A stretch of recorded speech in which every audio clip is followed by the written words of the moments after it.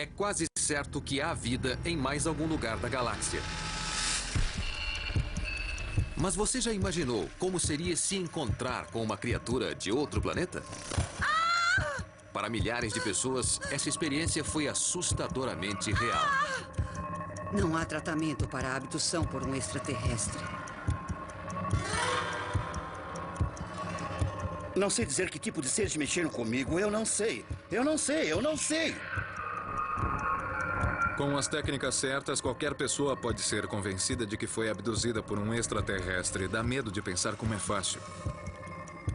Na minha opinião, é um programa sistemático de exploração de uma espécie por outra. Estamos fazendo sexo com extraterrestres. Quando examino os fatos, as conclusões que tiro são de que a maioria foi inventada, imaginada e incutida. É incrivelmente ridículo, é loucura. Mas é verdade. Se os extraterrestres realmente estão aqui, esse é o maior acontecimento da história da humanidade. Mas estaria a verdade lá fora ou ela está bem perto de casa?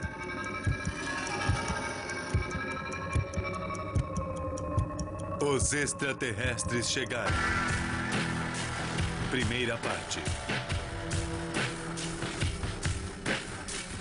Nos Estados Unidos, existem pessoas relatando contatos com extraterrestres. Esses contatos imediatos normalmente envolvem uma terrível experiência de abdução. Nós viajamos pelo país para encontrar esses abduzidos, para descobrir a verdade por trás de seus relatos extraordinários. A maioria dessas pessoas não quer ser identificada com medo de ser ridicularizada em suas comunidades. Até mais ou menos 5 anos atrás, eu não tinha conhecimento da existência de extraterrestres. Eu não tinha lido nada sobre o assunto. E meu conhecimento sobre eles se limitava ao filme ET. Eu o assisti várias vezes com minhas crianças. E como meu marido pode confirmar, isto que me aconteceu virou minha vida do avesso. Eu sou do tipo incrédulo e fui jogada para uma realidade totalmente diferente. Os acontecimentos que mudaram a vida de Judy começaram numa noite normal de verão 5 anos atrás.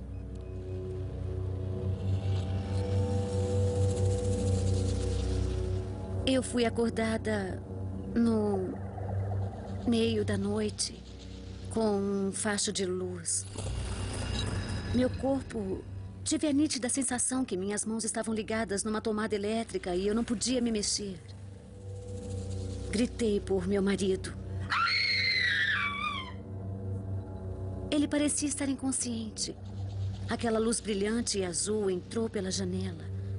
E eu vi 3 seres em volta da minha cama e um deles olhou bem dentro dos meus olhos e eu tive a sensação de me lembrar de quem ele era.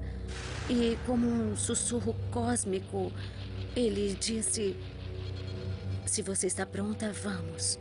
E eu disse: "Ir aonde?"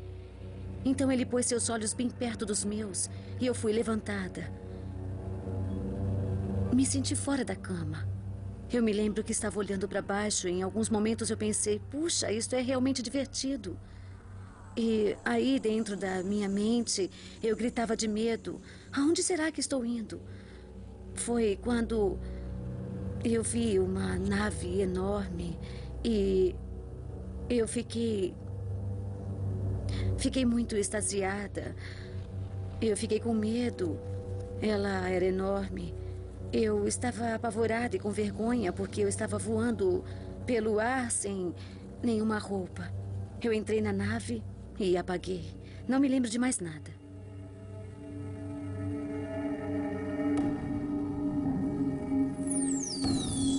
O caso de Judy seguiu o roteiro clássico. A mesma história contada a pesquisadores centenas de vezes todos os anos. Aqui, no coração da América, o pesquisador David Jacobs recebe um fluxo constante de cartas de vítimas precisando desesperadamente de ajuda. Eu chego a pensar que o fenômeno da abdução é um processo catastrófico. Acho que estamos diante de uma situação desastrosa. Eu acho que isso não é nada bom e aprendi a ter muito medo. David Jacobs é um historiador que vem pesquisando as visitas de extraterrestres por 30 anos.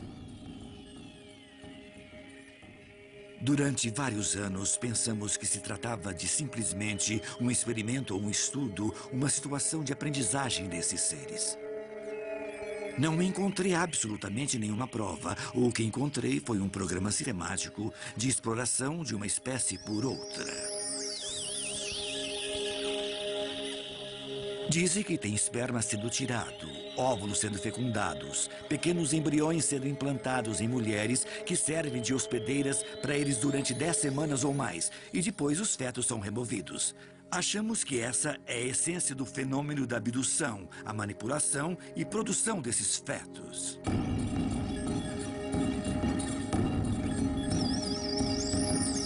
Os extraterrestres parecem atacar ao acaso em todos os níveis da sociedade. As crianças que eles estão criando são de uma espécie perdida, de... Eu gostaria de saber por quê.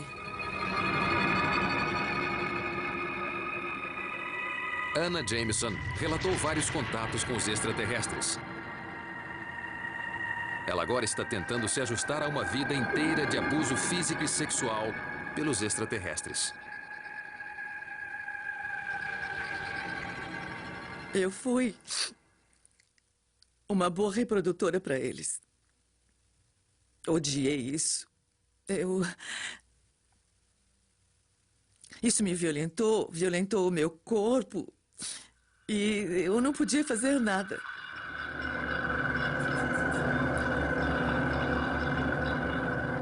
Eles tiraram um bebê híbrido do meu corpo.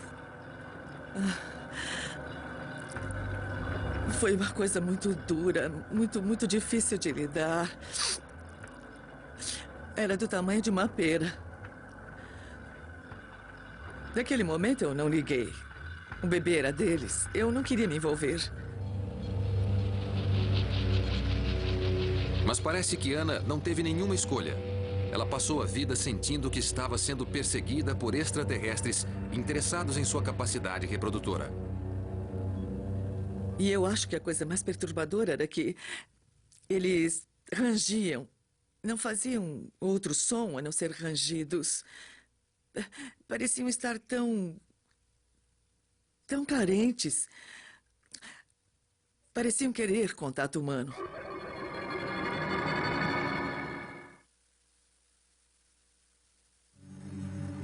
As cartas continuam chegando e não há dúvida do impacto que essas experiências estão exercendo nos abduzidos.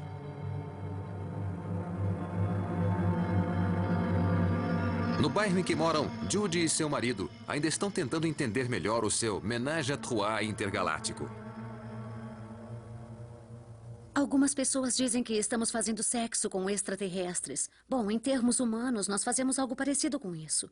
Se é uma união, tem que ser sexo. E não é.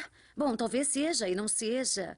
É a união de um tipo tão diferente do que temos aqui, que o corpo todo vibra.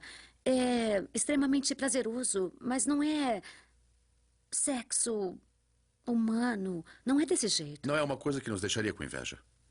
Não. Não.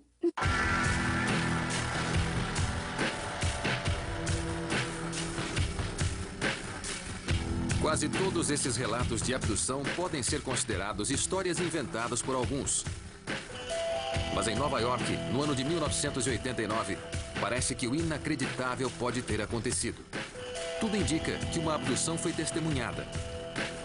Uma mulher, vivendo neste prédio de apartamentos, relatou sua abdução por extraterrestres ao pesquisador Bud Hopkins. Para Bud, era o caso que ele estava esperando.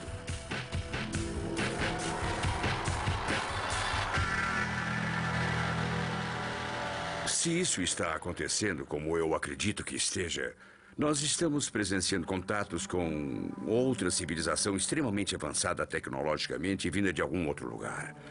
É o maior evento da história da humanidade. Aparentemente, o caso que se tornou um best-seller aconteceu só a algumas quadras da casa de Bud, no centro de Manhattan.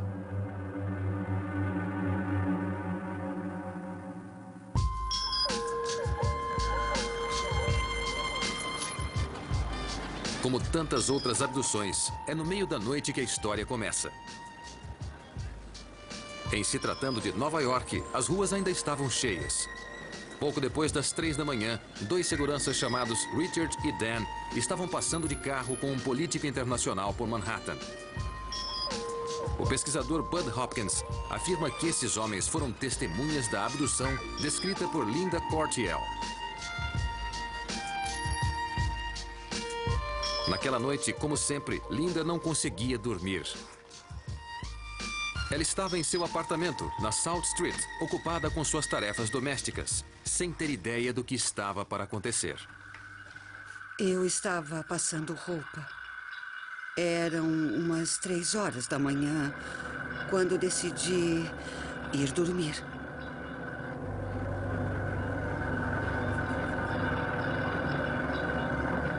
E eu fui para a cama, fiz minhas orações ao Pai Todo-Poderoso. E enquanto eu rezava, eu senti uma presença no quarto. Eu estava para ser abduzida por extraterrestres. 12 andares abaixo, as pessoas nas ruas não tinham ideia do que acontecia lá em cima. Eu fechei os meus olhos. Fechei os olhos porque eu estava assustada. Com receio. Eu abri os olhos e, no pé da minha cama, eu vi uma criatura. Nunca vou esquecer isso. Naturalmente, comecei a gritar, a chamar o meu marido que dormia ao meu lado. E notei que ele não estava mais roncando. E ele não respondia. Eu gritei tão alto que dava para ser ouvida até na China. Enquanto isso, Richard e Dan estavam dirigindo pela South Street, quando os 2 carros pararam misteriosamente. Estando num bairro perigoso e com uma pessoa muito importante no carro, eles sabiam que estavam com problemas.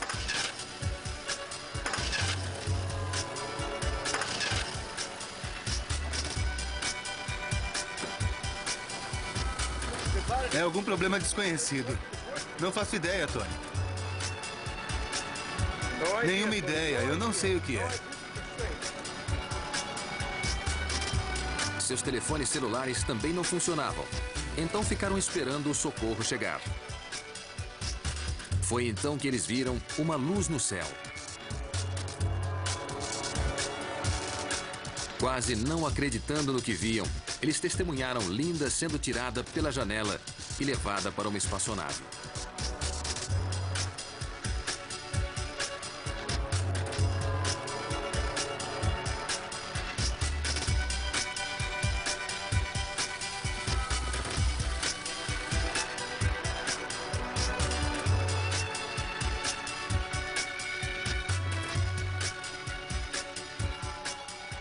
Eu me lembro do medo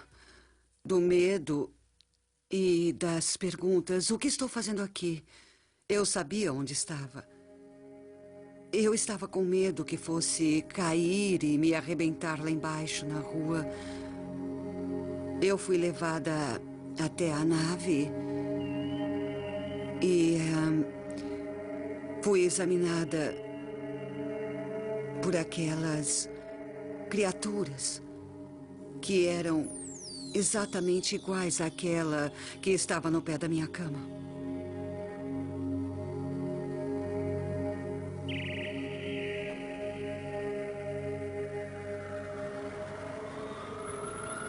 A história de Linda, assim como os relatos das testemunhas enviados a Bud Hopkins em várias cartas e fitas gravadas, é contada por Bud num livro best-seller chamado Witnessed.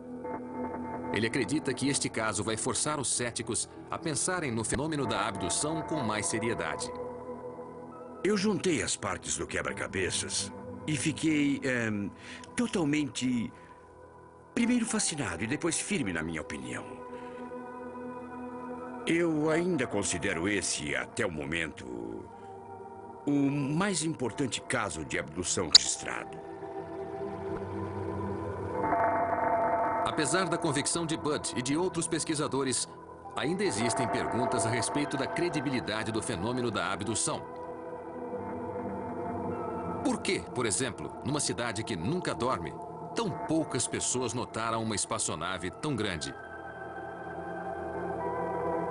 Toda vez que um OVNI é notado, a história parece ser a mesma, pelo menos por um punhado de pessoas que veem o objeto. Por que, se algumas pessoas podem vê-los, eles são invisíveis para o resto de nós?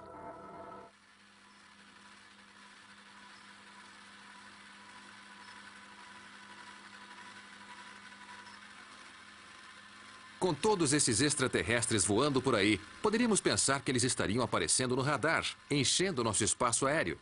Mas parece haver dificuldade em detectá-los. Eu recebo pelo menos um telefonema por semana de alguém que está tendo problemas com extraterrestres em sua vida pessoal.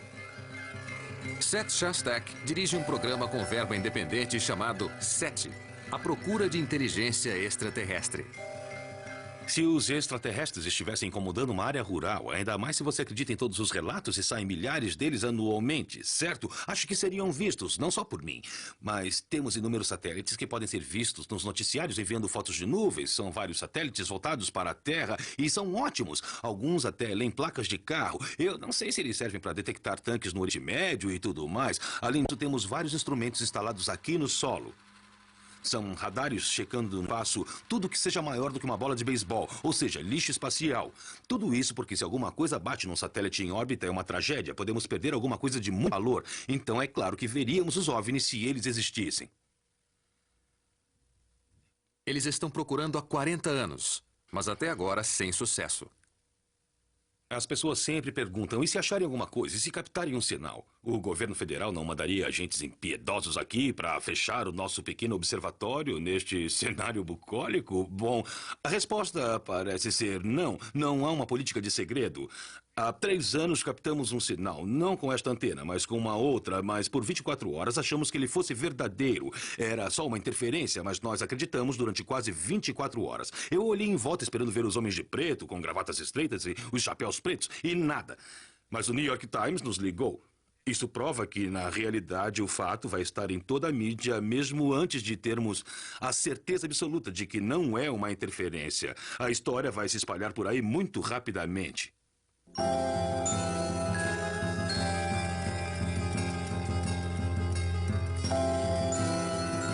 No entanto, de acordo com a pesquisa de David Jacobs, existe uma razão muito boa para os extraterrestres não serem vistos. Trata-se de um fenômeno clandestino, ou seja, eles não querem que saibamos o que estão fazendo conosco. Essa é que é a verdade. Eles querem esconder isso de nós porque sabem que não iríamos gostar e tomaríamos providências para impedi-los se isso fosse possível.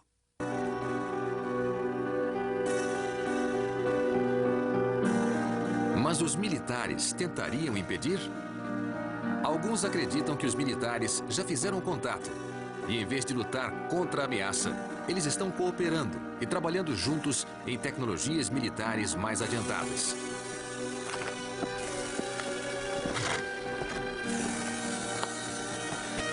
Um pequeno grupo de pesquisadores com poucos recursos não se contenta em ficar apenas vendo o que acontece. Eles têm observado ativamente as atividades da base militar mais secreta do mundo. Aqui, no meio do deserto do Arizona, a 40 quilômetros dos limites de segurança, fica a famosa Área 51.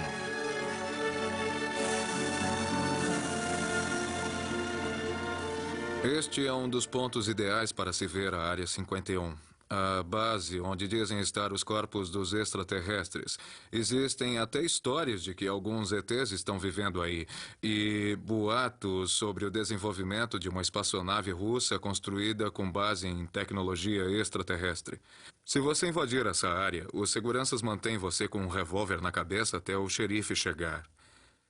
E a multa é de $600.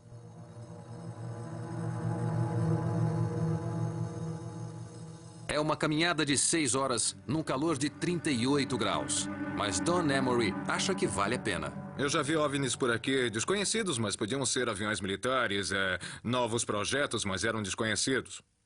Ou podiam ser extraterrestres, eu sei lá.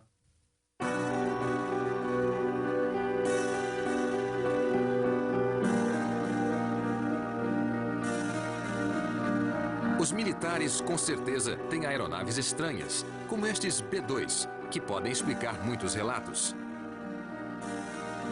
Sempre que um OVNI é filmado, existe sempre um interesse considerável, particularmente por especialistas, como o físico da Marinha Americana, Dr. Bruce Maccabee. Maccabee é sempre chamado para autenticar vídeos e provas fotográficas. Muitos OVNIs podem ser explicados, como esta imagem de uma luz refletindo num avião comum.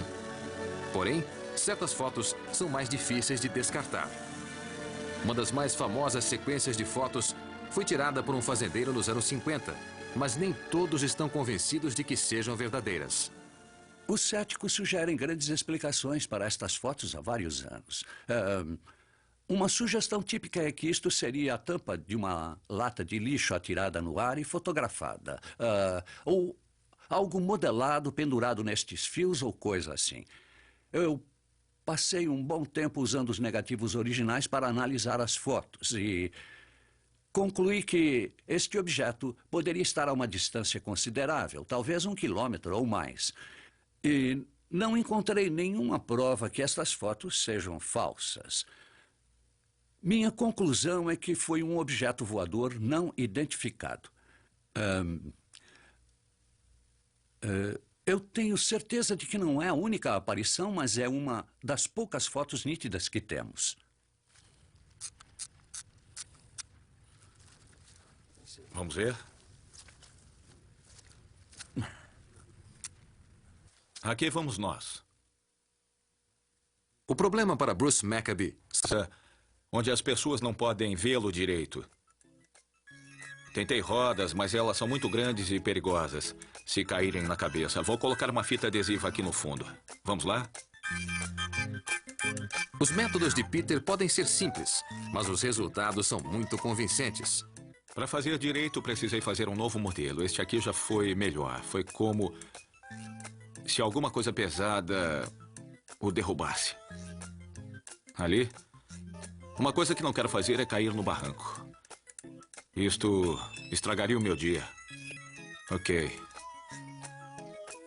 O contraste com o barbante está muito na cara. Apesar de várias falsificações inteligentes, nos últimos 50 anos houve muitos casos de OVNIs que foram descartados. Agora, nós temos provas científicas de que realmente existem objetos inexplicáveis voando por nossos céus.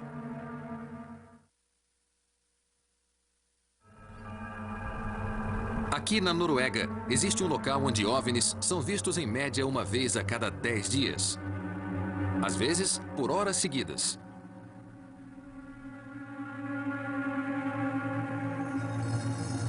Muitas pessoas os viram mais de uma vez, inclusive Ernie Strand, que já testemunhou várias aparições. Neste vale já apareceram muitas luzes desconhecidas. E elas parecem bolas de luz, indo de um lado para o outro.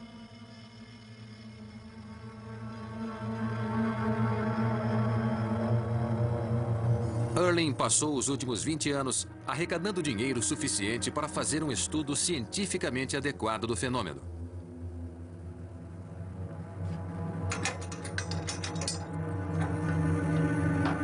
Suas instalações podem não ser tão sofisticadas quanto as da Área 51, mas são boas o suficiente para garantir o registro de uma aparição extraterrestre.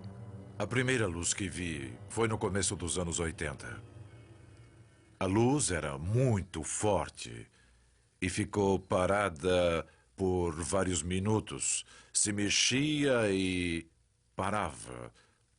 Se mexia novamente e parava. E foi assim durante 2 horas, antes de ir embora. Foi algo muito emocionante. A coisa mais estranha era a intensidade da luz. Era tão forte na maior parte do tempo. Era tão forte que o solo ficava iluminado. Estava escuro, mas o solo estava iluminado embaixo dela. Naquele instante, nós tínhamos uma câmera. E quando a luz apareceu, o sistema automático começou a gravar em vídeo. E também tirou uma foto que foi enviada diretamente para a internet. Durante 2 anos de operações, nós conseguimos 72 gravações de fenômenos luminosos desconhecidos. Erling e outros cientistas internacionais estão colocando equipamentos para monitorar o campo eletromagnético e outras particularidades do fenômeno. Mas vai demorar algum tempo para acumular as informações necessárias para provar que essas luzes são simplesmente um fenômeno natural estranho e não espaçonaves extraterrestres. Quando conseguirmos mais informações sobre isto, nós descobriremos o que pode ser. Até lá, o fenômeno ainda é desconhecido. Com provas tão difíceis de se conseguir, por que devemos acreditar nas histórias inacreditáveis contadas pelos abduzidos?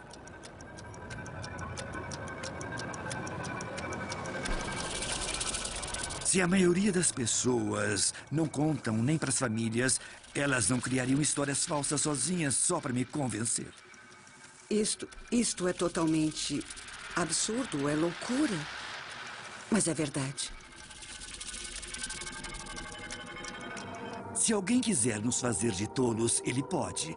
Basta que saiba tudo sobre o assunto, aprender tudo, vir até nós, inventar uma história e fingir que ele foi abduzido. Isso pode ser feito. Em se tratando de abduções, existem pouquíssimas falsificações. Pelo seguinte, não se ganha dinheiro com isso. Não é o caso de estar produzindo algo fraudulento. A fraude é a própria pessoa.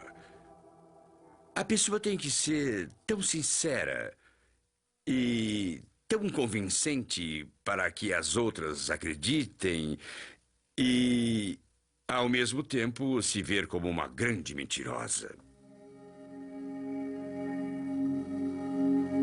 E por que uma mulher tão bem-sucedida como Ana sentiria a necessidade de inventar uma história tão louca? É tão real como sentar aqui e falar com você. Sempre tive uma mente racional, sempre quis ter provas das coisas e está muito difícil nestes anos chegar a uma conclusão. As pessoas não sabem o que está acontecendo, elas não entendem o que estão passando e dizem coisas que sabem que não deveriam estar dizendo, a menos que estivessem inventando. Por exemplo, elas escrevem como atravessam janelas ou paredes, sabendo que ao dizer "eu estou flutuando através de uma janela fechada", estarão arriscando sua credibilidade. Sabem que isso faz com que pareçam loucas, porque isso é impossível, pelo menos de acordo com as leis da física. E parece improvável que cada um desses casos seja uma farsa. Então, o que mais pode explicar o que está acontecendo? Os extraterrestres estão realmente aqui? Ou os abduzidos estão ficando loucos? Dr. Bill Cohen é um psiquiatra que vem pesquisando o fenômeno da abdução por 10 anos. Trabalhando com membros de equipes de vários hospitais e muito interessado em OVNIs e extraterrestres, ele já tratou de várias vítimas de abdução extraterrestre enviadas a ele. Posso dizer que a maioria das pessoas que entrevistei, ou observei, ou pesquisei, foi bem sincera. Estas pessoas não estão tentando enganar ninguém, não estão inventando uma história, estão totalmente convencidas de que isso aconteceu a elas. Examinando a literatura psiquiátrica e as pesquisas feitas nesse século, existe um erro que parece voltar sempre à tona nesse assunto, que é a ideia de que se alguém conta uma história com grande emoção e grande convicção, então ela deve ser verdadeira. Mas se examinarmos a literatura, vamos ver que não há nada que mantenha essa crença. Se você acredita que algo lhe aconteceu, lógico que vai contar isso com convicção e emoção, porque acredita que aquilo aconteceu. Mas isso não quer dizer que aconteceu, apenas que você acredita que tenha acontecido. Bill tem uma boa razão para se solidarizar com os abduzidos. Ele mesmo já teve experiências de visitas estranhas durante a noite, mas ele rejeita a explicação extraterrestre.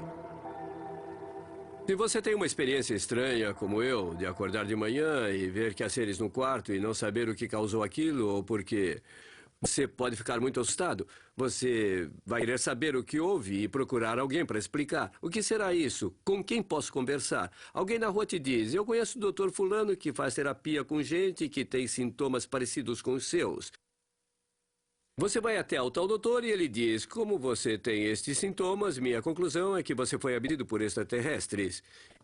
E você diz: o quê? Como isso é possível? Você lê a lista de sintomas e ele diz: veja, esta é a lista de sintomas. E se você tem algum deles, você foi abduzido. Eu sou especialista e afirmo que foi isso que lhe aconteceu. Você fica assustado, está diante de uma autoridade que lhe deu uma resposta e é muito provável que você aceite isso.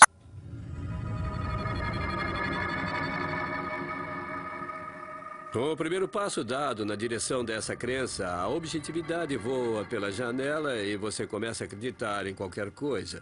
Daí em diante você encontra mais abduzidos, mais tipos diferentes de extraterrestres e federações intergalácticas. Nada mais é anormal depois de passar por esse estágio.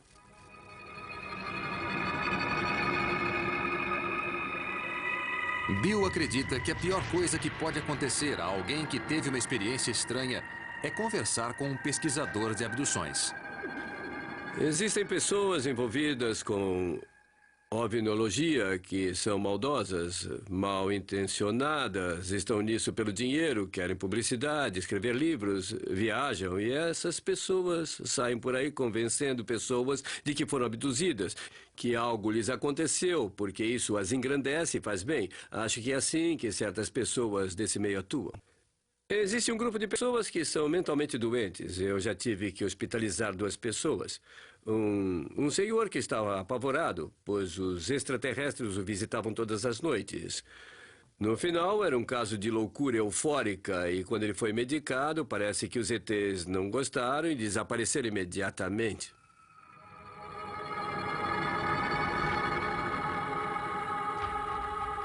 David Jacobs não demonstra ter caráter maldoso e parece totalmente sincero na sua crença, que é baseada em várias centenas de casos de abduções.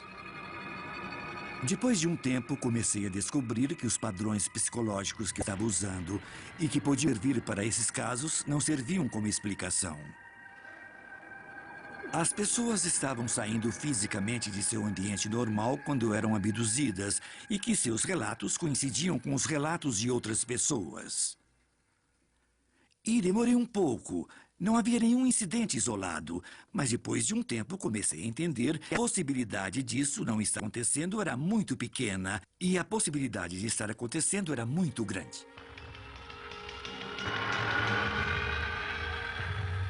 Desejei estar louca. Loucura tem cura. Você pode tomar remédio, pode fazer uma terapia, ou seja, tem cura. A abdução não tem cura, é para a vida toda. Não tem jeito de sair fora, é algo com que se aprende a conviver. Eu não quero fazer papel de boba. Mas sinto que é meu dever como ser humano alertar as pessoas que essas coisas estão acontecendo. Estão tirando as pessoas de suas camas confortáveis e quentes, tirando-as de suas casas e fazendo exames nelas.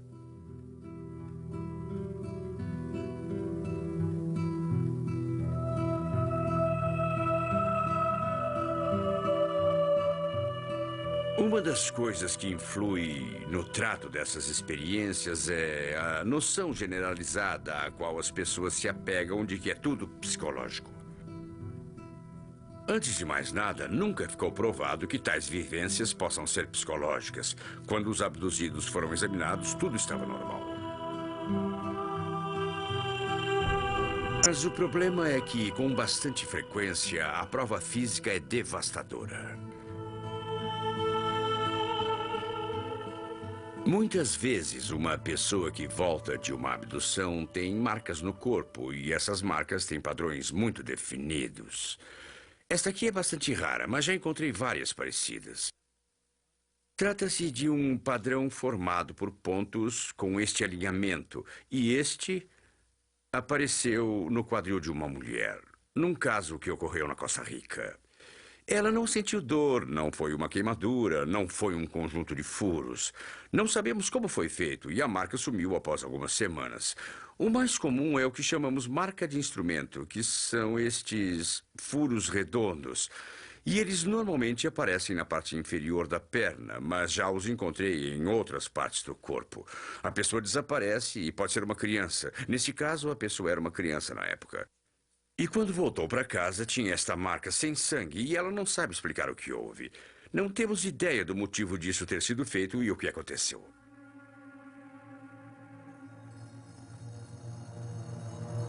Em geral, os profissionais de medicina não aceitam esta prova física como sendo conclusiva. Grant Stevens é professor de cirurgia clínica na Universidade do Sul da Califórnia.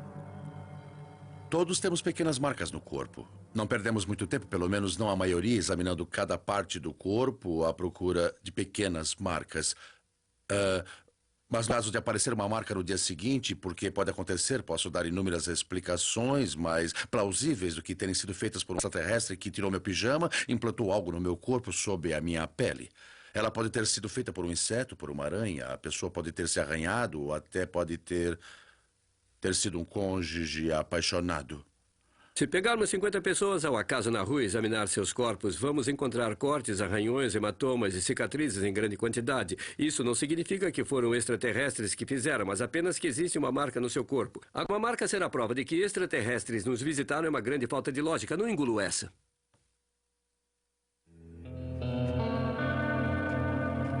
Tim Cullen não tem uma cicatriz misteriosa. Mas o que ele tem é uma prova concreta que, para ele, está acima de qualquer suspeita. Eu não sei que tipo de extraterrestres mexeu comigo. Eu não sei. Cinzentos, reptilianos, nórdicos, insetoides. Eu não faço a mínima ideia. Não mesmo. Eu posso provar o que estou dizendo. Eu tenho prova, entende? Talvez não seja muita coisa, mas é uma prova, entende?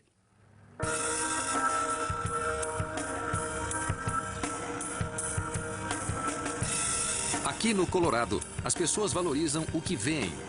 É ver para crer. Tim Cullen é uma pessoa comum. É empreiteiro na cidade de Yuma. Não é o tipo de homem que costuma inventar história.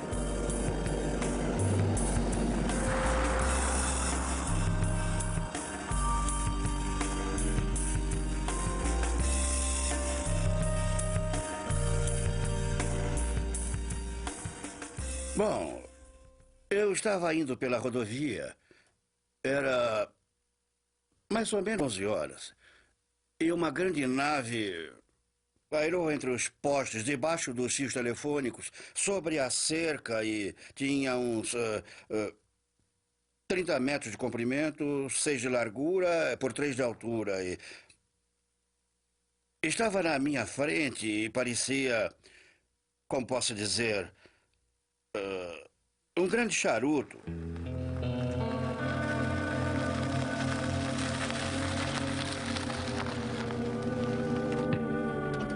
A nave parecia estar indo para o oeste e eu pensei que tinha pousado. Estava muito perto. Quando eu parei o carro, 2 luzes apareceram. Eram extremamente brilhantes, tipo de halogênio.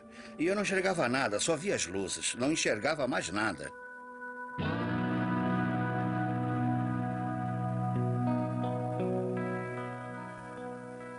Ficaram ali um pouco. E então, depois de passar, sei lá, uns 3 ou 4 minutos, eu olhei para minha esposa e disse: acho melhor a gente ir para a cidade.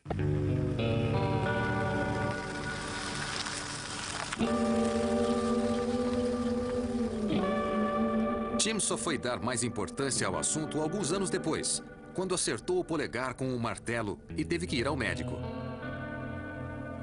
Eles tiraram uma radiografia do meu dedo. E quando voltaram com a chapa, me perguntaram se eu sabia que tinha um pedaço de metal no meu pulso. E na época eu não sabia que tinha metal no pulso. Foi uma verdadeira surpresa para mim, mas me perguntaram várias vezes sobre isso. E como eu disse, me lembrei da primeira vez que vi o OVNI e descobri que algo tinha acontecido naquele dia.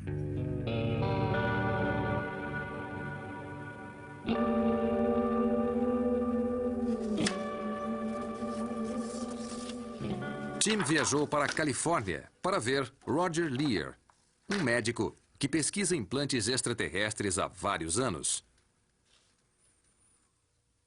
Tivemos 9 casos até agora e resolvemos separar em 2 grupos os objetos que eu removi. O primeiro é de pequenas esferas branco-acinzentadas, mais ou menos do tamanho de um besourinho, que não são metálicas, mas contêm elementos metálicos. Os outros objetos são metálicos, envolvidos por uma cobertura biológica que é muito misteriosa. Os objetos foram analisados por laboratórios independentes, mas Lear diz que nenhuma conclusão foi oferecida para dizer o que eles são. Não existe cicatriz, não existe um local de entrada visível e nós não sabemos como entrou ali. Vamos pesquisar bem a área. Convencido de que o objeto no seu braço é um implante extraterrestre, Tim concordou em fazer uma cirurgia.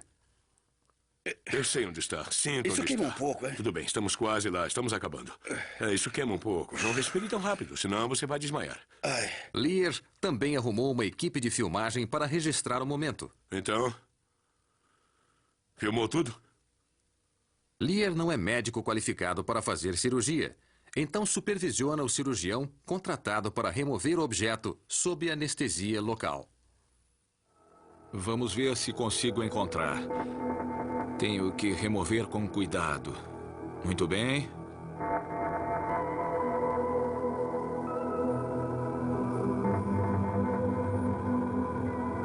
Conseguimos.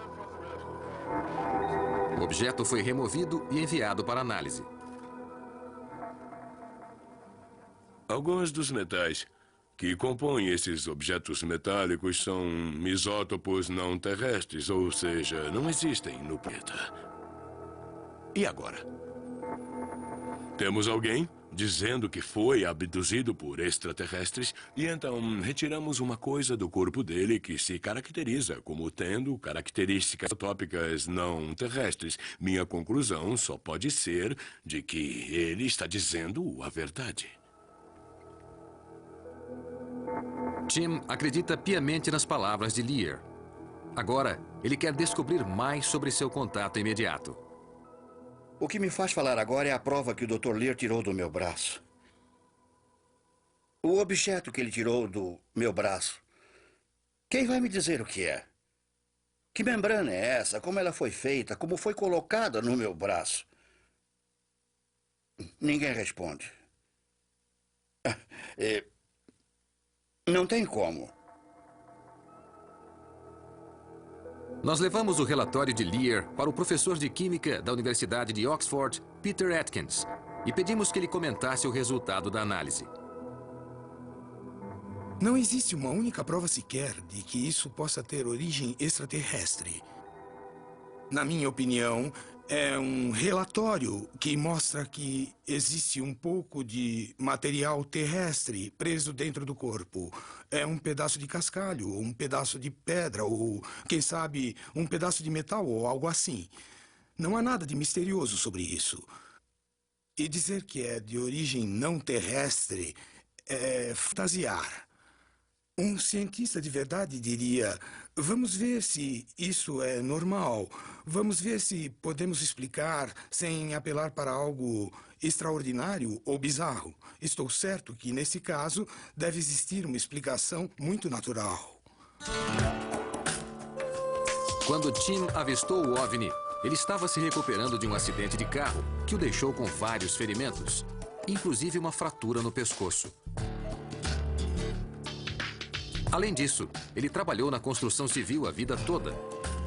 Tanto um fato quanto o outro podem oferecer uma explicação mais plausível para o objeto estranho encontrado em seu braço. No entanto, Tim acredita piamente nas conclusões de Lear.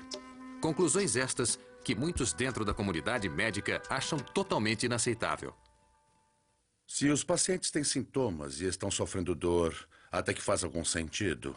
Mas levar isso adiante porque um especialista acha que foi obra de um marciano não faz sentido nenhum. O trabalho de Lear, com certeza, causou impacto na vida de Tim, que talvez nunca mais seja a mesma. Não interessa o final disto tudo. Os meus filhos, meus netos, meus bisnetos vão saber que eu fiz a coisa certa. E, na verdade, é tudo o que eu tenho. Não interessa o que a gente vê e que tipo de verdade pode ser, sabe? Eu não sei. E nem quero saber.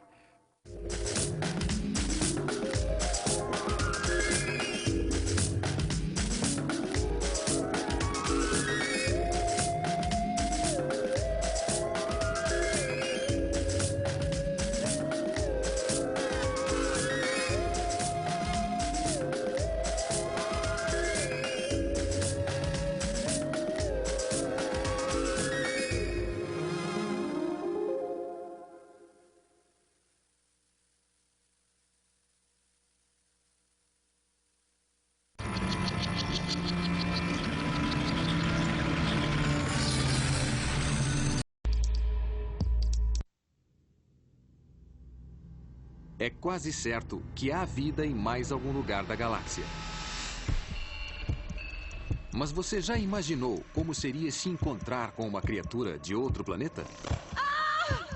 Para milhares de pessoas, essa experiência foi assustadoramente real. Não há tratamento para abdução por um extraterrestre. Não sei dizer que tipo de seres mexeram comigo. Eu não sei. Não sei, não sei. Com as técnicas certas, qualquer pessoa pode ser convencida de que foi abduzida por um extraterrestre. Dá medo de pensar como é fácil. Na minha opinião, é um programa sistemático de exploração de uma espécie por outra. Estamos fazendo sexo com extraterrestres. Quando examino os fatos, as conclusões que tiro são de que a maioria foi inventada e imaginada e incutida. É incrivelmente ridículo, é loucura. Mas é verdade. Se os extraterrestres realmente estão aqui, esse é o maior acontecimento da história da humanidade. Mas estaria a verdade lá fora ou ela está bem perto de casa? Os extraterrestres chegaram. Segunda parte. Abduzidos, como Nona, também gostariam que não fosse verdade. Mas as experiências acontecem, quer eles queiram, quer não. Essas experiências geralmente passam a dominar suas vidas.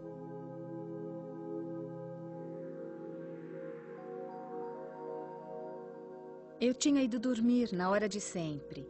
E, quando acordei, o meu quarto estava iluminado por uma luz azul.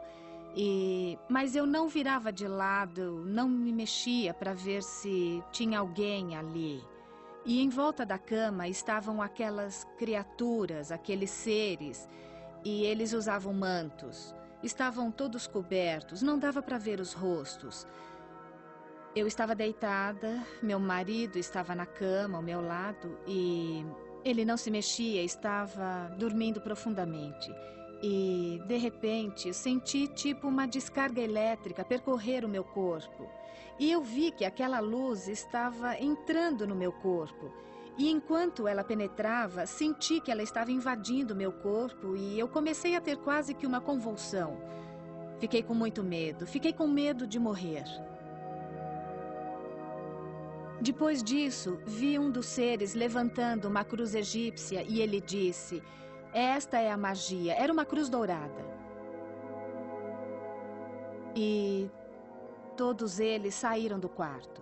Eu levantei da cama, fui até a sacada e eu saí para ver o que havia lá fora, se eu conseguia ver os seres ou alguma outra coisa. Quando eu olhei, eles estavam atravessando o córrego. E tinha uma nave enorme acima das árvores, no topo da colina. Aí eu voltei para minha cama e dormi imediatamente.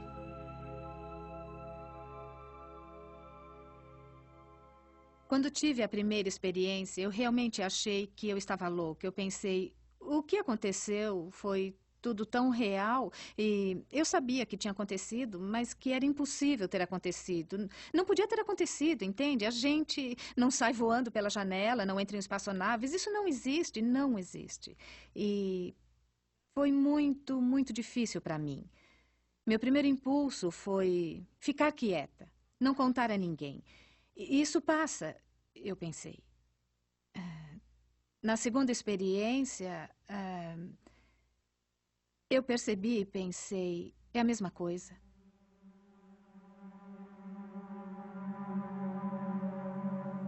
Bill Cohen já tratou de muitas pessoas com problemas semelhantes ao de Nona. Ele acredita que a principal dificuldade está na incapacidade delas de reconhecer os limites entre o sonho e a realidade. Uma das dificuldades ocorre com pessoas que têm limites tênues, limites pessoais. Elas têm dificuldade em distinguir entre seus sonhos e a realidade. É comum ouvir os abduzidos dizerem: sonhei que fui abduzido ontem à noite e foi muito real. E se foi muito real, deve ter realmente acontecido. A maioria de nós, quando sonha, acorda e diz: nossa, que sonho estranho. Essas pessoas acordam e dizem: nossa, que sonho estranho. E como foi estranho, deve ter sido real. Na infância, todos nós temos esse problema. Não distinguimos entre realidade e fantasia, sono e estado de alerta, entre um e outro. Como desconhecemos essa coisa, se com 3 ou 4 anos uma criança vê um monstro na TV, ele sai correndo e gritando da sala porque acha que o monstro é real. Ela não sabe dizer se teve um sonho ou se foi verdade. Se ela sonha com um monstro, ela acorda gritando, corre para a mãe e diz: o monstro quer me pegar. Na idade escolar, começamos a formar esses limites e passamos a distinguir entre a TV e a realidade. Sonho e realidade. Mas tem gente que nunca dá esse salto, como não conseguem passar a vida atormentadas com dúvidas desse tipo. Será que foi uma lembrança? Será que foi sonho ou o que aconteceu? Todos nós sabemos que muitas coisas estranhas podem nos acontecer enquanto estamos dormindo. O cérebro é capaz de criar experiências extraordinárias e bizarras. O Dr. Merrill Mittler acredita que essa pode ser a verdadeira explicação para a experiência da abdução. Todos entendemos o que é um sonho, ou seja, é a tentativa do cérebro de compreender um estímulo que está chegando até ele, vindo da parte interna do cérebro. Esses estímulos são percebidos pelo cérebro exatamente da mesma forma que os estímulos externos. O esforço cerebral para interpretar o estímulo é o que vivenciamos na forma de sonho.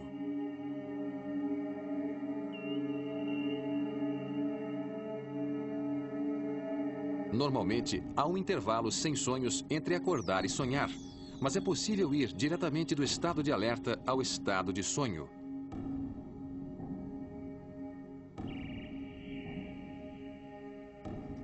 Em circunstâncias nas quais um sonho ou um estímulo semelhante acontece muito próximo do momento de estarmos totalmente acordados, não o reconhecemos como tendo sido um sonho.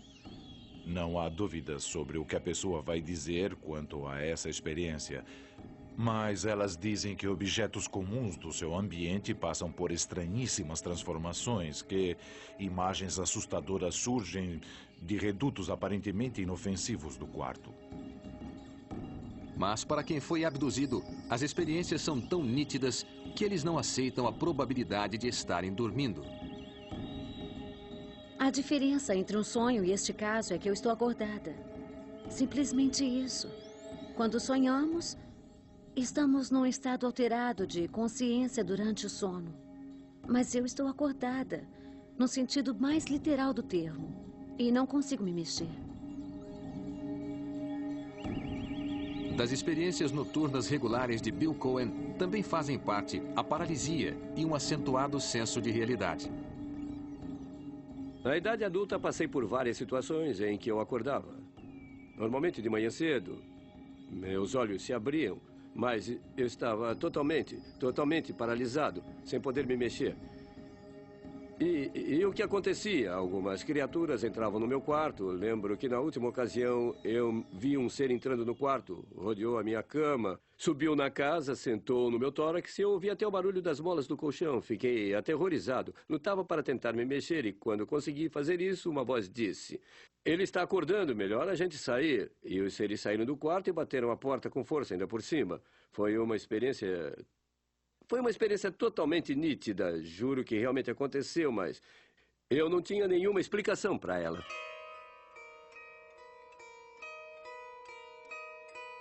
David Hufford tem pesquisado essa zona limítrofe entre o sono e o estado de alerta há mais de 20 anos. Hufford acredita que os sonhos de Bill Cohen e a experiência dos abduzidos sejam causados por um distúrbio peculiar do sono conhecido como paralisia do sono. Na paralisia do sono, a pessoa está num estado alterado de consciência da mesma forma que quando está sonhando, mas não é o mesmo estado, é um estado peculiar, um estado misto. A paralisia do sono, do ponto de vista de quem passa por ela, é a mesma experiência de se ver acordado, às vezes acordando do sono, às vezes no processo de adormecer, mas de repente estar acordado totalmente paralisado. Dá a impressão que se está paralítico. As pessoas dizem que não conseguem reaver o controle da coordenação motora. É como se tivessem um problema qualquer na espinha. A experiência da paralisia por si só é totalmente verdadeira. E se sentir paralisado sem estar esperando é muito assustador. E mais assustadoras ainda são as nítidas alucinações que costumam acompanhar a paralisia. Existem algumas alucinações que carregam o que chamamos de senso inconfundível de realidade. Você pode não querer acreditar, mas não há o que fazer. Essas experiências são assim. Quando acontecem, elas tomam conta e não há como duvidar delas.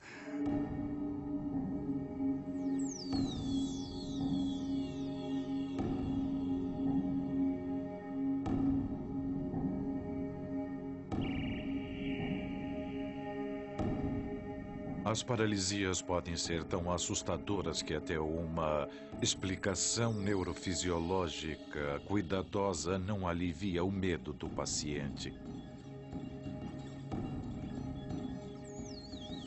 Todo o meu corpo ficou inerte.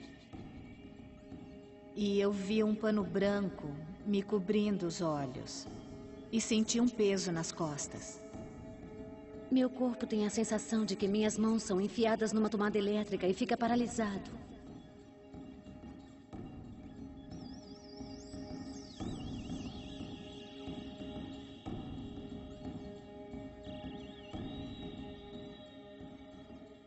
Minha preocupação é com as pessoas que estão sendo levadas a acreditar que foram abduzidas e que podem não ter sido. Eu já entrevistei várias pessoas que, por causa de uma experiência perfeitamente típica, mas muito assustadora e complicada de paralisia do sono, ou de várias delas, pensaram que, com certeza, tinham sido abduzidas.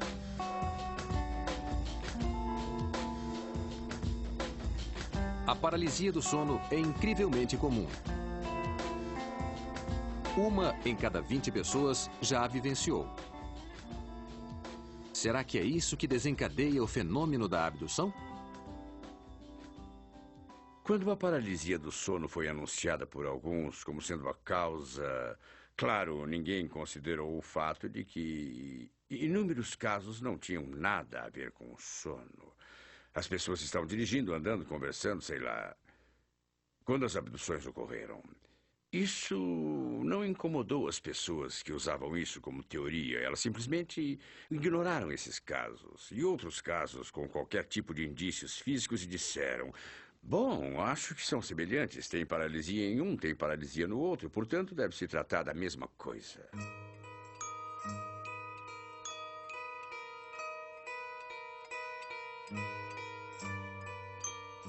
Aparentemente, a paralisia do sono não oferece a resposta completa, como demonstra a experiência de Ana. Sonho não deixa sangue no travesseiro. Sonho não deixa grama nem folhas na cama. Sonho não deixa cicatriz. Não foram sonhos. Realmente aconteceu. E além disso, quando eu estou dirigindo e sou retirada do carro, não estou sonhando. Não são sonhos. Não podem ser sonhos. É real demais. Ana e sua amiga Beth geralmente fazem juntas longas viagens. Uma ocasião, depois de dirigir por várias horas, perceberam que estavam perdidas. Estávamos na Rota 9 e não sei por que eu entrei numa estradinha e fui parar num lugar onde havia alguns pinheiros. E quando seguimos pela estrada de terra, eu senti que devia estar ali. Quando chegamos ao final da estrada, vi uma pequena clareira e ali havia um disco voador.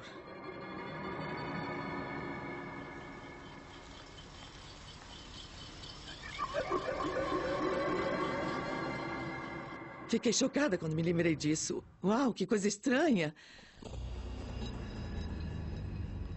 O carro morreu quando chegamos no final da estrada. E alguns seres cinzentos se aproximaram do carro e forçaram a gente a sair. Mas saímos por nós mesmas. Parecia que estávamos sendo obrigadas. Não tinha como parar. Eu fui levada até uma pequena rampa para dentro de uma espaçonave, onde havia uma sala redonda, uma sala branca, não havia cantos. Depois disso, fomos conduzidas até o carro e eu me vi dirigindo de novo. Fiz o retorno e saímos dali.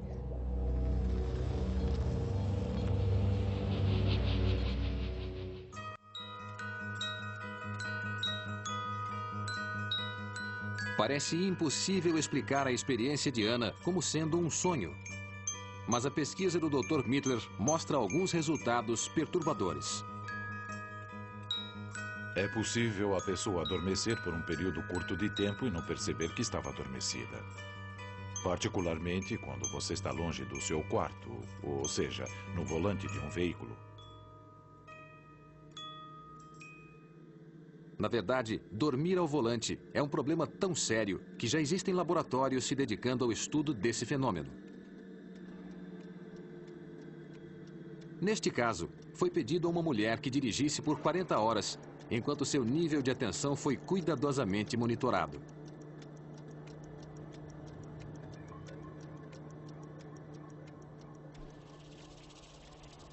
A transição do estado de alerta ao sono no volante, numa situação tediosa, pode acontecer várias vezes num período de várias horas. A pessoa pode entrar e sair desse estado de sonolência muitas vezes. E esse comportamento pode durar meia hora, uma hora ou até mais.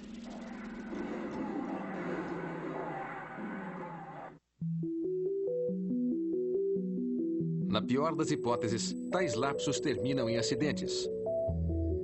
Mas quando o Dr. Mittler pesquisou caminhoneiros na rodovia, descobriu que eles geralmente entravam no estado de REM, ou de sono profundo, por consideráveis períodos de tempo, sem se darem conta disso.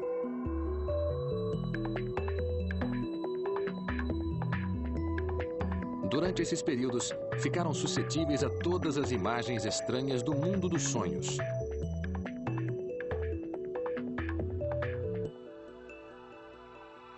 Algumas dessas transições do estado de alerta ao estado de REM, ou seja, movimentos oculares rápidos, são tão abruptas que as pessoas não conseguem perceber que estiveram adormecidas.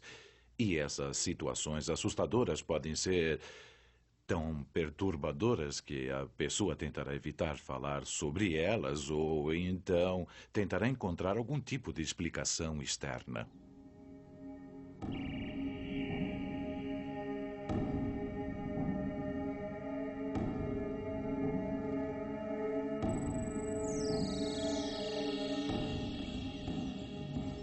Mas não é só o sono que pode produzir estranhas experiências alucinatórias.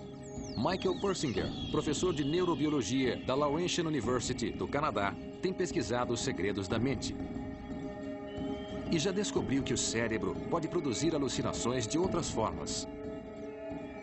Nossa pesquisa objetivou compreender por que isso acontecia e, como era de se esperar, essas experiências comuns se devem a uma peculiaridade, talvez até uma função normal do próprio cérebro humano.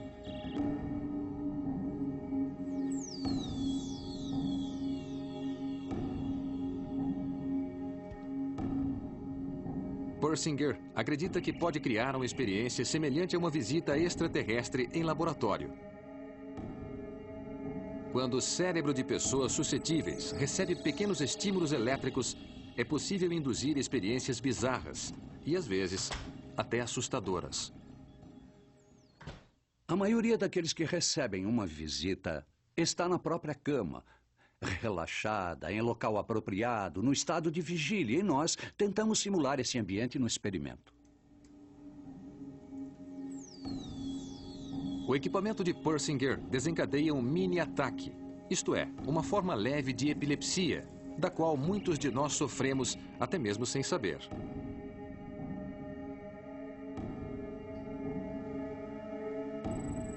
O indivíduo deve estar sendo constantemente monitorado por questões de segurança. Eu me sinto esquisita, me sinto formigando, não me sinto pesada, mas meio que desmaiando, balançando para frente e para trás. Depois de 15 minutos de estímulos, pede-se ao indivíduo que responda a um questionário, que vai ajudá-lo a descrever a experiência.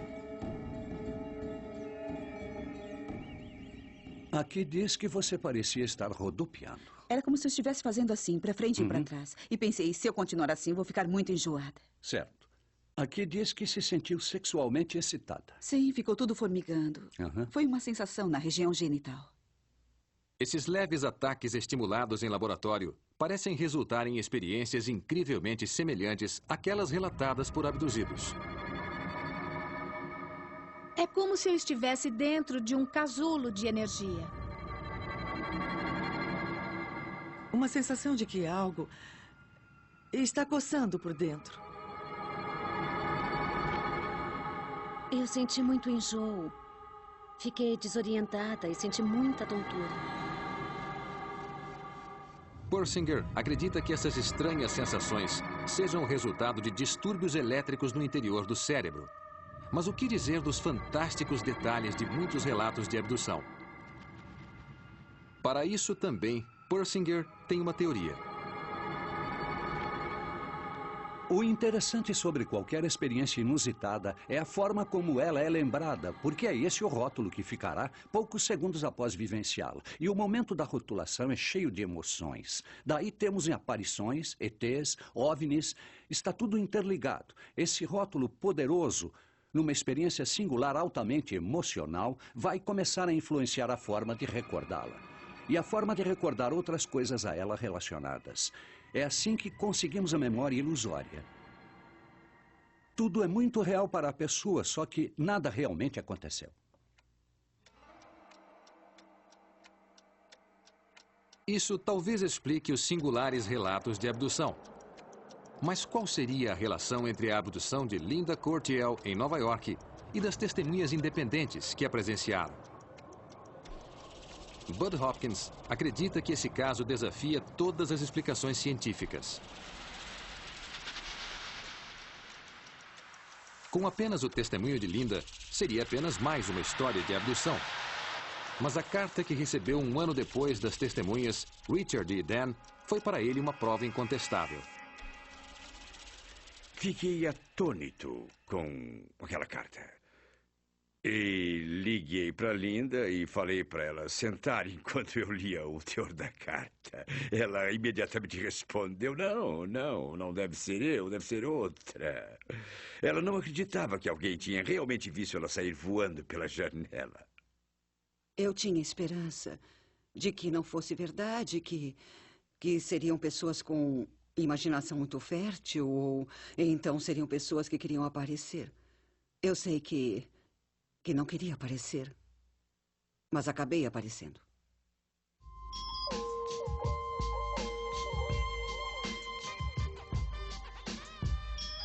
Pedimos ao professor de literatura Terry Matheson sua opinião de especialista sobre Witnessed, o livro de Bud Hopkins sobre o caso de Linda. O texto tem características realistas ou de ficção? O texto tem características tanto de ficção científica quanto de novela.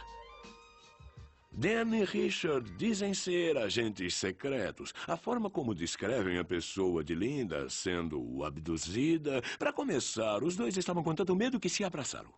2 homens, numa outra carta, dizem que gritaram como loucos. Usaram estas palavras. Mas o que é isso? É esse o comportamento esperado de um agente secreto do governo? Ou do gordo e o magro topando com o homem invisível? Ou dos 3 patetas? Ou de Abbott e Costello? Sabe, as pessoas não se comportam, via de regra, de forma tão melodramática. Quem faz isso é um palhaço.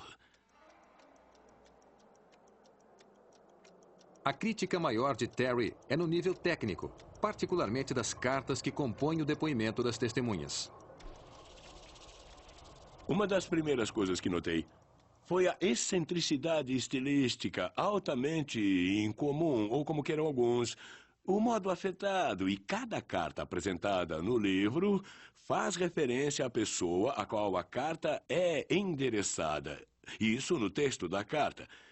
Mais ou menos assim, Bud, foi isso que eu senti na hora? Ou então, por favor, Bud, me diga o que está vendo. Ora, as pessoas não costumam escrever dessa forma. Eu repassei, acho que uns 100 e-mails que recebi. Eu não achei nenhuma referência ao meu nome, além de prezado Terry. Logo no início. Eu diria que se trata de algo muito incomum, de uma idiosincrasia, uma idiosincrasia estilística. Os seres são definidos em termos do que não sabem fazer. São incapazes de expressão facial, não enrugam a testa, não dão sorrisos, não beijam. Parecem não fazer nada a não ser abduzir pessoas 24 horas por dia. Ora, mas que vida. O que é que você fez hoje, querida? Abduzi algumas pessoas. O que a história nos conta quanto ao mito é que será esse o nosso fim. Corremos esse risco na medida em que nos tornamos cada vez mais escravizados por uma agenda tecnológica. Quando os relatos sobre ETs começaram a ser feitos, esses seres eram de todas as formas, tamanhos, cores e grupos. Havia os peludos, os baixinhos, os grandões, os nórdicos, os verdinhos e os cinzentos. À medida que a cultura foi se desenvolvendo, os relatos passaram a se concentrar no tipo clássico, o cinzento, que todos nós conhecemos hoje. O que é interessante sobre essa criatura é que ela tem uma semelhança incrível com o crânio humano. O fascínio que as pessoas têm por esses seres são os enormes olhos pretos, que se parecem muito com o que se vê quando se olha para um crânio, as enormes cavidades oculares. Não tem lábio, o nariz é pequeno ou não tem nariz. Na verdade, é o próprio crânio que é quase o símbolo universal do medo. São vários relatos de fantasmas registrados pela história, falando de esqueletos, fantasmas e caveiras. Acho que isso tem a ver com a evolução da imagem na nossa cultura atual.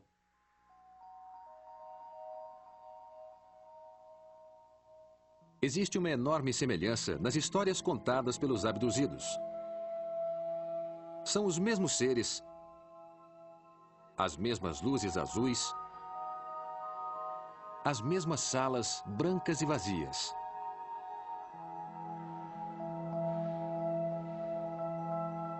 Quase todos esses relatos detalhados de abdução são resgatados por meio de sondagens no inconsciente através da hipnose.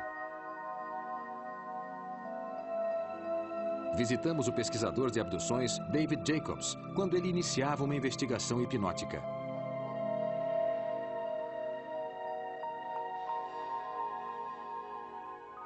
Agora eu vou contar de 10 até 1. Enquanto isso, você estará entrando num estado de relaxamento cada vez mais profundo ao ouvir os números. Entendeu? Muito bem. Agora... Eu só uso uma técnica de relaxamento na qual permito às pessoas se concentrarem profundamente no que está acontecendo. E as lembranças começam a ocorrer a elas.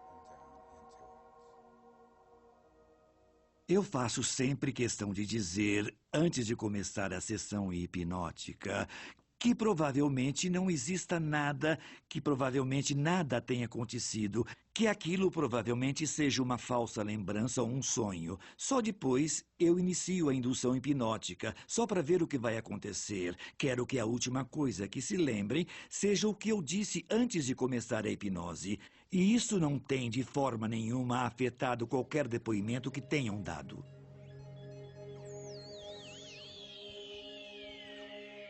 Assim como a maioria dos estudiosos, Bud Hopkins também se apoia na hipnose. A hipnose é extremamente útil.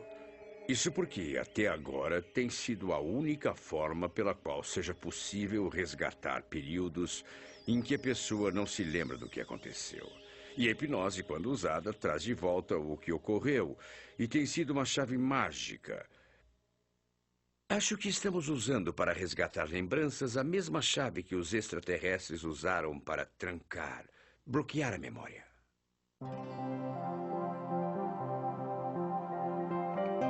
No entanto, a hipnose é desafiada por muitos como sendo um método inadequado e não confiável para resgatar as lembranças. Robert Farago é um hipnotizador de fama internacional. Já ajudou grandes atletas a alcançarem seu limite máximo e conhece o poder da hipnose. A hipnose é um estado mental no qual as coisas que são imaginadas podem ser percebidas como totalmente reais. As pessoas que experimentam esse tipo de terapia são pessoas que já de natureza são muito sugestionáveis, fáceis de serem levadas, e são levadas pelo jardim até a porta da espaçonave e abduzidas. Olhe para o meu dedo. Robert aceitou nosso desafio para demonstrar o poder de sugestão da hipnose. Durma. Nossa escolhida foi Lucy, uma jovem que nunca viu um OVNI e acha que essa história de extraterrestres é ridícula. É o som da minha voz. Na nossa opinião, você também vai ficar perturbado com o que aconteceu. Enquanto você ouvir o som da minha voz, talvez alguns pensamentos lhe ocorram. Você está relaxada, está segura, está confortável e sozinha. Bom, de certa forma, não está sozinha. Durante uma dessas caminhadas, você viu uma coisa no céu que achou um pouco estranha. Você não se lembrava, mas vai se lembrar agora daquela coisa estranha no céu.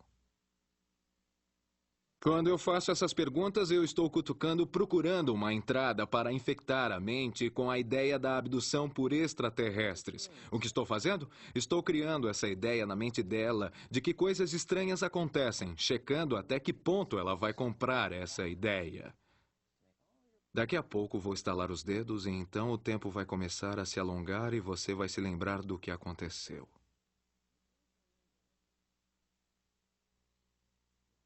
Robert está com Lucy há menos de 5 minutos, mas já parece estar confiante. Certo. Me diga, o que aconteceu quando saiu para caminhar? Pode me contar o que aconteceu? Eu olhei para o céu e eu vi uma coisa estranha vindo na minha direção. Parecia com o quê? Que forma tinha? Bom, ela era circular e tinha uma luz muito brilhante. Uhum. E estava brilhando. Minha vista ficou ofuscada e não deu para ver mais nada. Muito bem. Eles te levaram para dentro dessa coisa? Não. Eles devem ter interagido com você. Não se lembra disso? Robert não se contentou em implantar a lembrança de uma simples aparição de OVNI. Ele queria fazer Lucy acreditar que realmente fez contato com o ET. Uma luz brilhante. Uma luz brilhante e talvez você possa ver que as coisas mudaram. Você não está mais num campo aberto. Consegue ver onde está? Hã? Me conte com calma onde você está. Numa sala estranha. É branca e está cheia dessa luz branca. Está numa sala com a tal luz? É. Tem alguma coisa com você ou está sozinha? O que está vendo? Sozinha. Aqueles que saem por aí à procura de gente que foi abduzida são pessoas que acreditam, verdadeiramente acreditam 100% que isso é verdade, acreditam que realmente acontece e que tem importância. Não estão fazendo isso de forma maldosa para explorar os outros. Conscientemente não estão fazendo isso, mas o efeito é o mesmo. Na verdade, a pessoa mais perigosa é aquela que realmente acredita numa fantasia, não aquela que sabe que é uma fantasia. Então, como é que você saiu dessa sala? Sabe como foi que saiu? Não sei, só me lembro de ter visto a luz de novo e de estar em pé naquele campo aberto. Certo. Então, o que acha que houve com você? Não sei, não tenho certeza. É muito estranho, não é? Muito esquisito. A hipnose não é autorizada pela lei. Se você tiver a testemunha de um crime, você não pode hipnotizá-la na maioria dos estados americanos, porque as pessoas captam as coisas mais sutis numa sessão. E o transe começa no momento em que a pessoa está diante da autoridade. Não se trata apenas de balançar um relógio e a pessoa é hipnotizada. O indivíduo já está em estado sugestionável desde o momento do encontro com quem detém a autoridade. No caso, o perito em abduções. Vamos tentar ir mais fundo e ver o que conseguimos, ok? Olhe aqui e durma. Robert parece ter implantado a ideia de que Lucy viu uma nave. Mas será que poderá fazê-la acreditar que realmente viu um ET? Veja se consegue me dar uma imagem dessas coisas que puseram você naquela sala. Com que se parecem? Se puder me dar alguma imagem, talvez um relance, algo bem rápido. E quando você tiver uma ideia na sua mente de como se parecem, quero que acene de leve com a cabeça. Vou contar até 5. 1, relaxa. 2, 3, 4, 5. Ótimo. Que tipo de imagem você viu? Eu só me lembro dos olhos. Tipo, eles eram brancos, não os olhos. Os olhos eram muito escuros, pretos. E acho que eles eram de um branco brilhante como o branco da sala e... Foi por isso que não conseguiu vê-los, se misturavam com a sala. Não consegui ver nada a não ser os olhos. Quem falar com a Lucy após a hipnose e ouvi-la dizer claro o que aconteceu, provavelmente vai pensar, não acredito, ela está mentindo, está inventando, é uma atriz, foi contratada, e não é verdade. Depois que uma ideia é incutida na mente por hipnose ou por técnicas hipnóticas, não a hipnose formal, ela permanece. A pessoa acredita, é tão real quanto essa mesa para ela. É estranho termos a habilidade de adotar um novo sistema de crenças, acreditar profundamente com todas as células do nosso ser, mas essa é a nossa natureza. É a natureza do animal homem. E é preciso escolher bem, na hora de permitir acesso ao seu sistema de crenças, a pessoa a quem você dá esse acesso. Para Farrago, não é só em uma sessão hipnótica que se pode criar o que ele chama de falsa memória. Espalhados pelo país, estão inúmeros grupos de apoio que congregam abduzidos em sessões reservadas. Aqui no Texas, participamos de uma reunião regular conduzida por Constance Clear. Então, alguém quer partilhar algo interessante que tenha acontecido ultimamente? É sempre bom descobrir se houve. Constance é terapeuta há 25 anos, mas faz pouco tempo que se dedica a dar apoio aos abduzidos. Meu objetivo é ajudar as pessoas a integrar essa experiência na vida delas, colocando-as em contato com as outras. Normalmente, elas não se abrem com a família e também nunca se abriram com seus amigos. Pelo menos elas sabem que têm aonde ir uma vez por mês e podem contar a experiência que tiveram sem que ninguém as ridicularize. Ninguém vai, sabe, discordar ou discutir com elas. Esta é a primeira lembrança consciente que eu tenho de uma experiência com nossos amigos cinzentos. E, na época, eu não sabia o que cinzento queria dizer.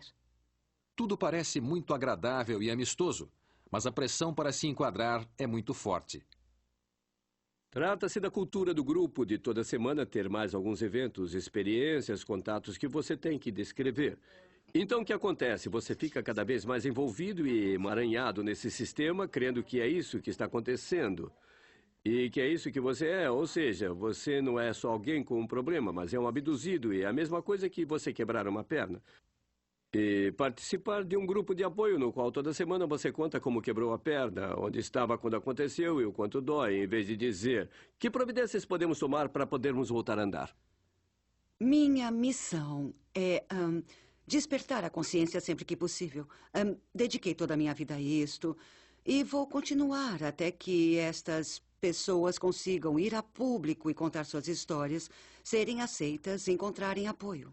Certas pessoas se sentem diferentes de outras pessoas, se sentem isoladas, solitárias E se você tem explicação disso, elas correm para você, você fornece uma explicação externa do porquê elas se sentem daquela forma e elas engolem. Então, quando você inventa um distúrbio tipo possessão satânica ou abdução extraterrestre, tem uma quantidade de pessoas que se aproximam e dizem: isso também aconteceu comigo, mas elas vêm porque estão buscando uma explicação. No momento, está acontecendo a chamada abdução por extraterrestres, que está na moda, é contemporâneo, é moderno, está na mídia, é atual. É uma forma incrível de encontrar a solução para o problema. Existe uma visão equivocada que os terapeutas têm quando se envolvem nesse sistema de crenças. Eles acham que com tais técnicas estão ajudando as pessoas. Saindo desse círculo e olhando para as pessoas, vemos que quem passa por regressão hipnótica tende a piorar com o tempo. Os sintomas pioram, a patologia piora, elas perdem o emprego, se afastam do casamento, se tornam gravemente deprimidas, perdem o convívio social, entram para um grupo de apoio e vivem só para ele. Quem está de fora olha para tudo isso e diz: mas que tragédia. Mas o terapeuta e o paciente vão dizer que tudo aquilo tem sido uma experiência transformadora e esclarecedora para eles. A realidade, no entanto, pode ser até mais devastadora para aqueles que se envolvem nesses grupos.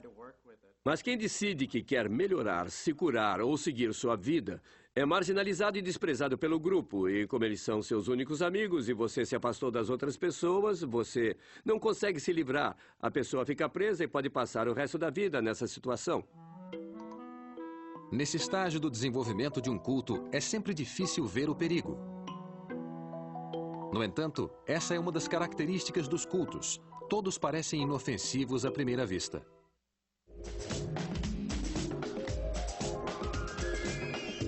Esta é a sede, no Canadá, da religião Raelian. Criada por um jornalista depois de ter sido abduzido, agora conta com 50 mil membros no mundo todo.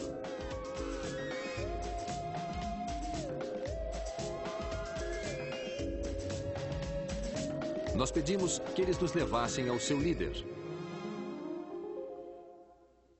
As minorias religiosas estão aumentando no planeta e a cada dia que passa surgem centenas. E isso é maravilhoso. Uma nova espiritualidade está nascendo na Terra. Depois de uma conversa com um extraterrestre nos anos 70, Rael ficou convencido de que a Bíblia foi mal interpretada.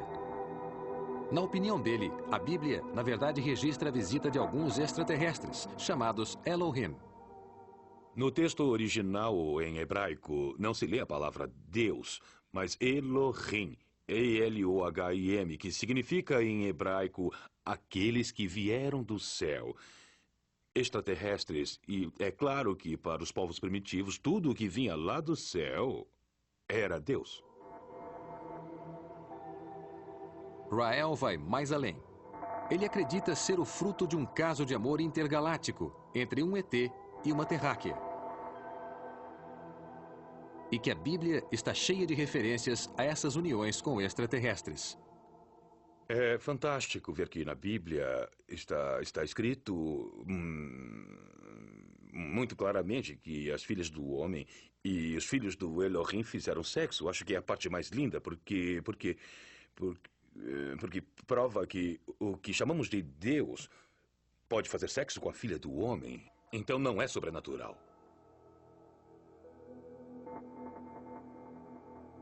No momento, o grupo de Rael parece estar em perfeita paz com o mundo. Os críticos, porém, ressaltam que, quando a seita Heaven's Gate começou, ela também parecia inofensiva. Heaven's Gate era um grupo religioso concebido por um outro líder carismático, após um contato com um extraterrestre. No final, quando as coisas deram errado, 38 pessoas, seguindo seu líder, cometeram suicídio. Quem é que entra num culto? Se você consegue embaçar um espelho, se está vivo e respirando, você pode ser doutrinado e recrutado. E eu sei que é difícil de aceitar, é duro de engolir, mas eu posso afirmar que é possível. Liz conseguiu escapar de um culto com crenças muito semelhantes às do Heaven's Gate. Quando o líder dessa seita decidiu que a única forma de partir para um plano espiritual superior era através da morte, seus seguidores ficaram tão profundamente envolvidos que se dispuseram a cometer suicídio. Liz está temerosa quanto ao poder que o líder do culto tem sobre seus seguidores. Diz a lenda que se você pegar um sapo e jogá-lo numa panela de água fervente, ele vai pular fora. Mas se você pegar um sapo e jogá-lo na água morna e for aumentando a temperatura gradativamente, ele vai ficar na panela até ser cozido vivo. É isso que o controle da mente faz com a pessoa. É isso que o culto faz. Se alguém entrasse aqui e dissesse: eu vou te convencer que você é fruto de um caso de amor extraterrestre, que sua mãe é extraterrestre e que seu pai é... sei lá, você diria: cai fora, não acredito nisso. Mas se isso for feito pouco a pouco, recebendo uma coisinha aqui, outra ali, você vai sendo levado a acreditar cada vez mais. E se a temperatura for aumentando cada vez mais, depois de um tempo você começa a ter a sensação de estar sendo cozido vivo. E como está enfraquecido, não consegue pular fora. Liz agora trabalha para uma organização que ajuda as pessoas a escapar desses cultos e voltar à vida normal. Ela está convencida de que os abduzidos são, na verdade, vítimas de cultos e que precisam de ajuda. A pessoa não tem mais lazer, não tem mais relacionamentos, não tem mais seu trabalho, não tem mais seus sonhos, porque talvez seja levada por uma espaçonave ainda naquele dia. A vida dela fica suspensa. Há uma interrupção na existência.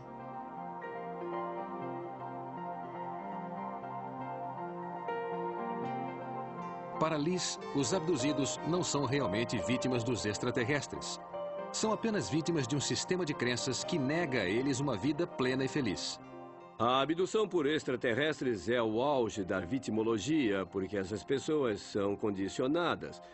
Os tais extraterrestres têm superpoderes, atravessam paredes, tornam as pessoas invisíveis, provocam perda de memória. Eles podem me fazer sentir estar onde eles quiserem, e eu não tenho nenhum poder. Ou seja, não há jeito melhor de ser vítima do que ser vítima de um extraterrestre. O que está em jogo aqui, porque é um jogo, são coisas importantíssimas. Pense bem, você está em casa e de repente realmente acredita que foi abduzido por extraterrestres. Ora, isso vai afetar todos os aspectos da sua vida. A vida sexual, a vida financeira, seu meio de sobrevivência e sua visão do mundo. O impacto disso é enorme e as pessoas que incutem essa ideia, seja consciente ou subconscientemente, estão fazendo muitos danos.